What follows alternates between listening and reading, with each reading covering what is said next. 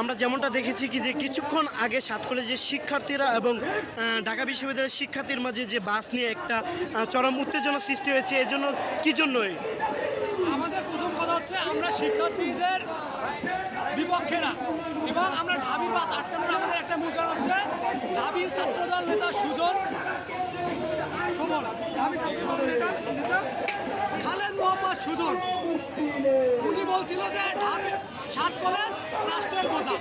সাত কলেজ রাষ্ট্রের বোঝা কীভাবে? ঢাবি 7-8 বছর ধরে শোষণ করতেছে। এই সাত কলেজ থেকে তারা এই সাত কলেজে হচ্ছে তোমার রিডেক্ট ফি নিচে 2100 টাকা করে। ঢাবি রিডেক্ট ফি কত টাকা? 700 টাকা। রিডেক্ট ফি কত টাকা? 1200 টাকা। এই যে টাকা নিয়ে শোষণ করতেছে, তাদের এক প্রকার শোষণ, আর এক প্রকার হচ্ছে বোঝা। আমরা বোঝা, আমাদের টাকা নিয়ে খাওয়ার সময় বিসি সাহেব তো কিছু বলে না। বিসি স্যার টাকা নিয়ে খাইতে পারে, আর তাদের শিক্ষার্থীরা আমাদের বোঝা বলতে পারে।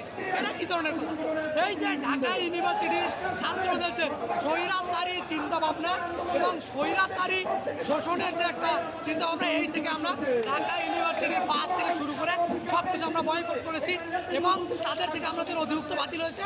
আমাদের সাথে তারা আমাদের বিপক্ষে আমাদের বোঝা মনে করতেছে। এর পরিপ্রেক্ষিতে আমরা আজকে তাদের প্রথমবারের মতো বাস আটকাই দিচ্ছি।